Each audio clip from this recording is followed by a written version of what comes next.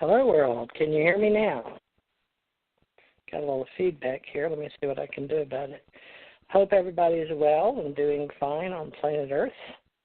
All you ground troops spinning smartly on the planet.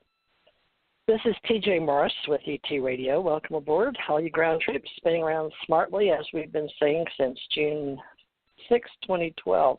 It's been a wonderful time to be on the planet, especially with all the shifting changes in technology and the way that we express ourselves, growing and learning about the Ascension Age. That's right, Ascension Age.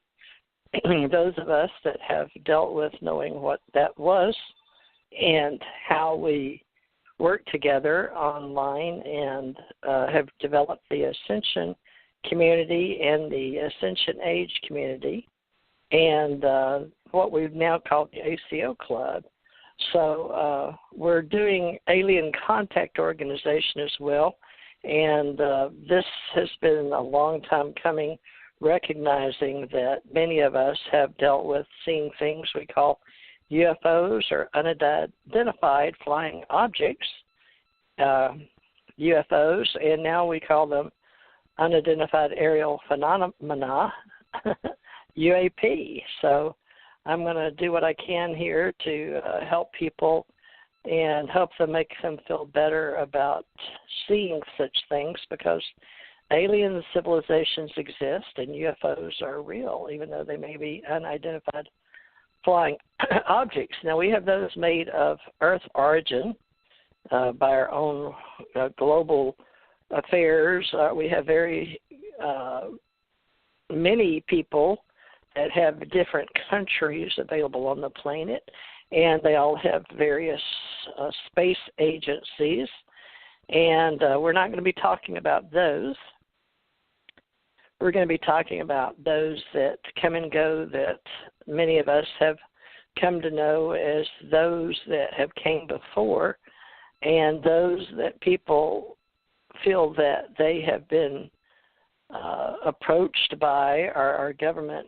Many governments have kept under wraps all these years, and now there's all these different world events, I guess one might say, that have explored various conventions and groups and events such as Mutual UFO Network and some of the conferences like International UFO Conference and Contact in the Desert. Many of those have become well known for speakers coming and telling their stories.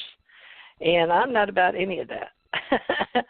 I'm about getting the truth out the way that I have experienced it through my own life on Earth. And there's been many YouTubes out there discussing UFO talk and recognizing one guy named Bob Lazar, who sort of changed the face of what we thought was a reality. Prior to his coming along, there were UFOs and what we called different things. In the beginning, Foo Fighters and Fate magazine came along and put a gentleman on the cover, Kenneth Arnold, with his flying saucer.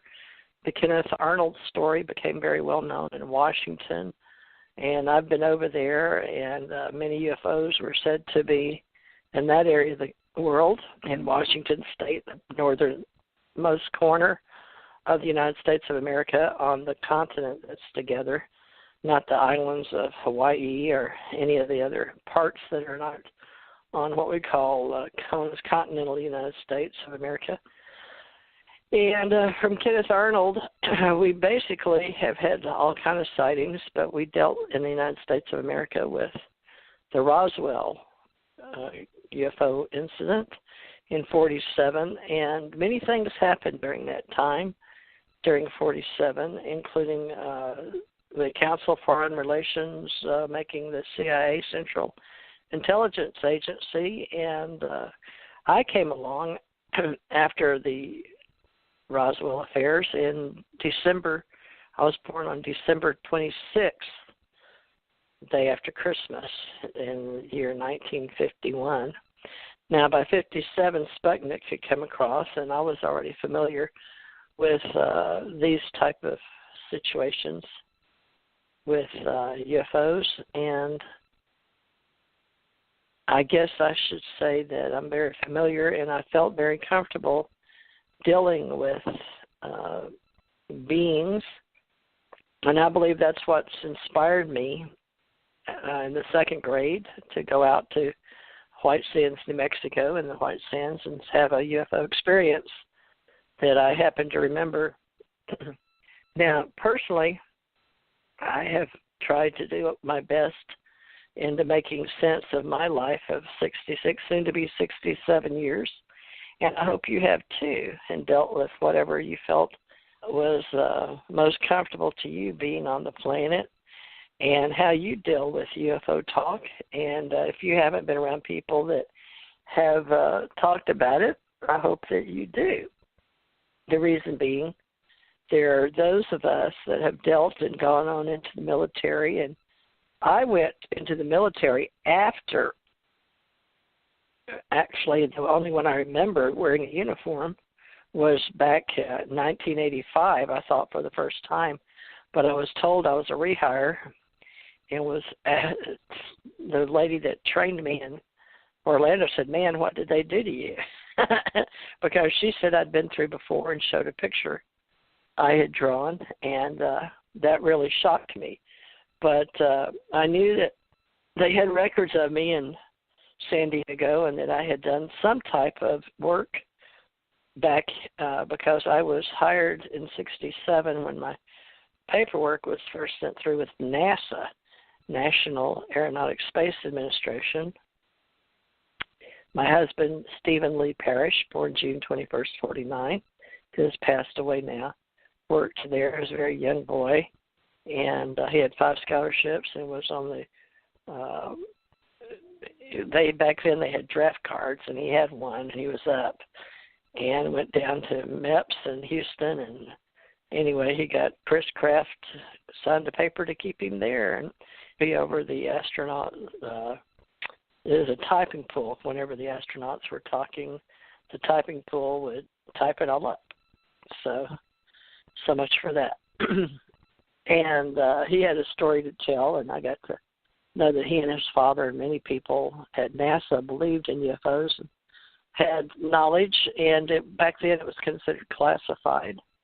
Don't know that it is now, but I'm not on the inside anymore. I'm now retired as of my birthday in 2017, and I feel like I should tell some of what I know, at least, based on the fact that we recognize that things have changed in the world for better, we hope. I believe that UFOs and extraterrestrials have been coming here, and our government knows about that. And now, how I learned about it was firsthand. Wasn't trained to go look after UFOs. I wasn't in any certain groups like Clifford Stone. That's a name you may know out of these UFO files. But I was trained by the Navy later on. I had gone over as a young woman in 75, I guess, Balboa Hospital. There's probably records. As a hospital corpsman over there, and I lived in a Marine base. And Naval Hospital Corps School is what I became known for, but that wasn't my first MO or my first school.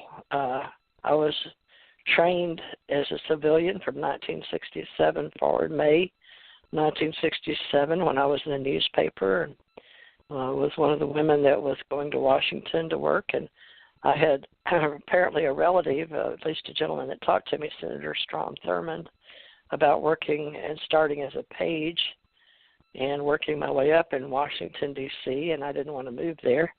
And I went on and had children and talked to him, and he helped my brother when my brother was in the Marines over in South Carolina, Nathaniel Burton Thurmond III, but he's now passed, and he talked to my Uncle Charles Thurmond, who's now passed, and my dad's passed, Nathaniel Burton. He went through military, Army training, and Coast Guard, but my brother, my father, me, my uncle, and Otha Martin was in the Air Force, and then I had an Uncle Gilmore that went off a aircraft carrier.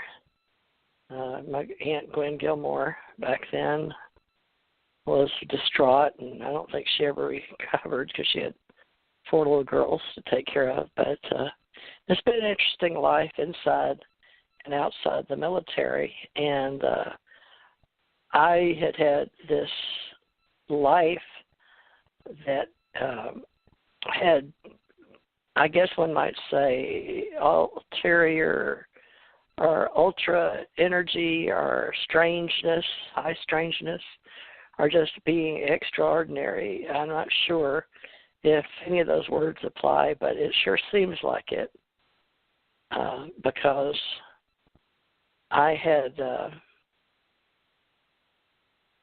gone out to White Sands in the 2nd grade, willed myself there, had my relatives take me, and from there I just felt connected to UFOs and the government, and my uncle's working there, and I thought, well, that's what I was supposed to do.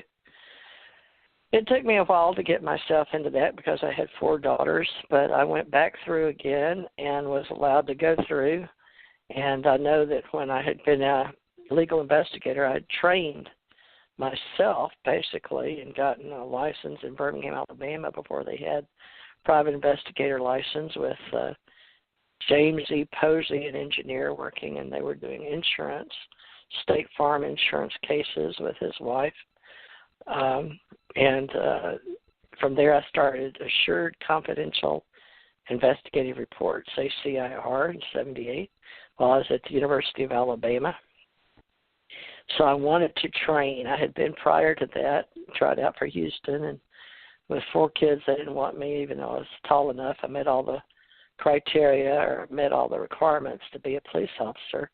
But from there, I went on and took some law enforcement, and we got on with Pearland Police Department, dispatching and going. And I made straight A's, psychology and law enforcement, and Alvin, and took some CLEP tests. And so I knew I could do it. I was smart enough. But I went on to the University of Alabama, and that's where I decided to start my own company after being trained in some fire, arson, fraud, and subrogation at the University of Alabama there in Tuscaloosa with James E. Posey.